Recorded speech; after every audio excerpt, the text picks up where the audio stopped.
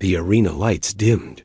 Thousands of alien voices fell into an expectant hush as Warlord Cather raised his arms.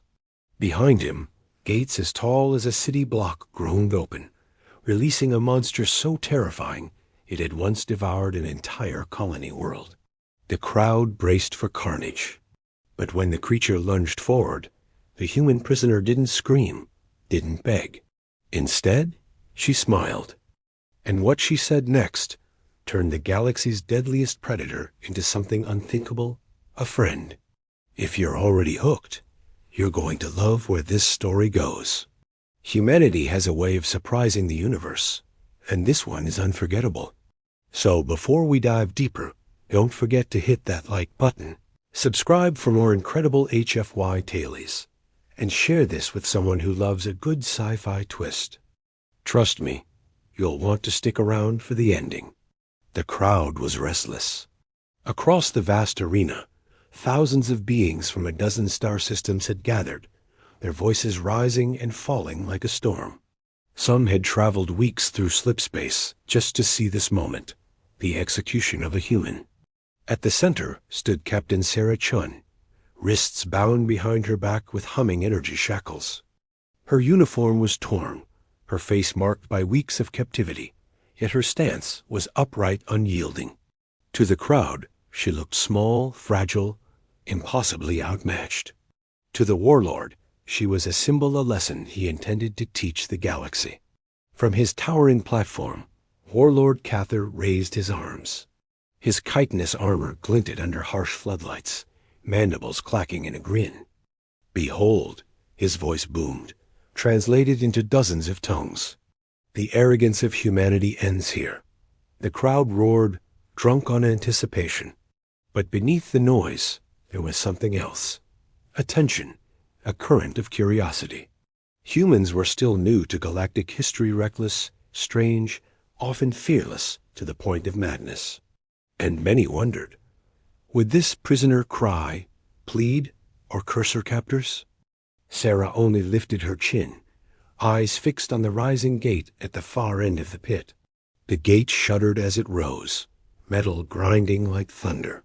A chill swept through the arena, silencing even the loudest voices. Shadows moved in the darkness beyond, and then out it came. The creature was enormous, dwarfing everything in sight. 6 legs pounded against the stone floor, each tipped with claws that could shear through starship hulls. Jagged bone ridges jutted from its back, glowing faintly with residual heat. 3 long necks swayed like serpents, each ending in a head crowned with crystalline fangs. Its 6 eyes burned with light so fierce it made the arena's shields flicker. This was no beast of myth. It was the devourer of Kepler, 442b, the terror that had consumed a colony world and haunted veterans' dreams across a dozen systems. Gasps spread through the crowd as the monster roared. The sound wasn't just heard, was felt. Seats rattled, hearts pounded, bones shook. Even hardened mercenaries flinched back. And yet, in the center of it all, Sarah Chun didn't move. She stared straight at the approaching nightmare, eyes steady, mouth curving into the faintest smile. The galaxy expected terror. Instead, it saw something else entirely. The devourer's 3 heads lowered, each one swaying hypnotically as it tested the air. Its breath hit Sarah like the heat of a forge, scorching and metallic. The crowd braced for the inevitable screams, blood, the quick end of a defiant human. But Sarah didn't scream. She tilted her head, studying the beast as if it were a puzzle rather than a predator. "My God," she murmured, loud enough to carry. "You're magnificent." The arena froze. What kind of creature complemented its executioner? Sarah stepped closer, chains still sparking at her wrists. Her voice softened, filled with awe. "Those scales. Radiation shielding, right? And those ridges perfect heat regulators. You're not just a killer. You're built to survive." The devourer paused. For the first time in years, it hesitated. No scent of fear. No trembling prey. Just calm, curious words. Sarah's smile widened. You remind me of my dog, Buster. Big, scary, but all he wanted was a friend. Mind if I call you Fluffy?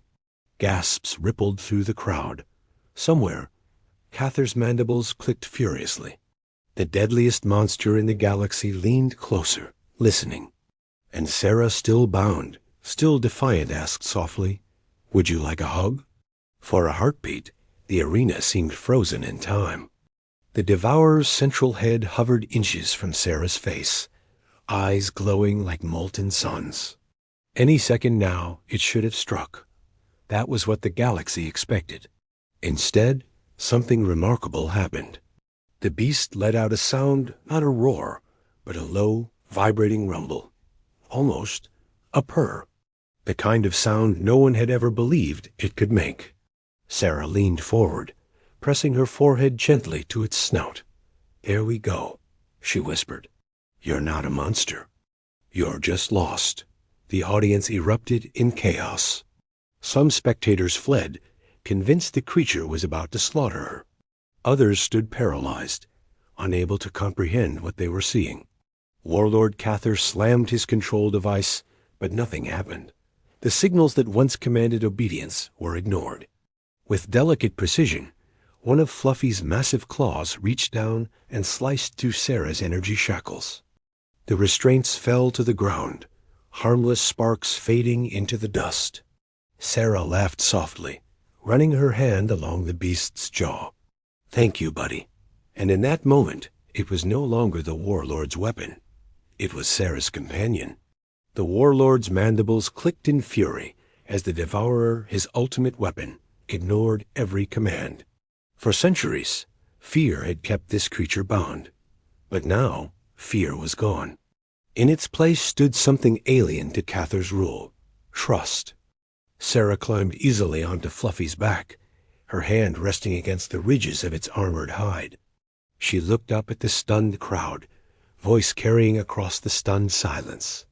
This is what you don't understand about humans, she declared. We don't see monsters. We see family we haven't met yet. The arena shook as Fluffy roared not in rage, but in recognition. Its three heads turned toward the Warlord's platform, and suddenly the Predator remembered. It remembered the torment, the cages, the endless pain. And this time, it was free. Cather tried to retreat, but it was too late. The beast surged forward, with Sarah laughing on its back, a sound echoing through the collapsing arena. That day would be remembered in galactic history, not as the execution of a human, but as the moment the universe realized what made humanity dangerous. Not their weapons, not their numbers, but their impossible gift, the ability to turn even nightmares into companions.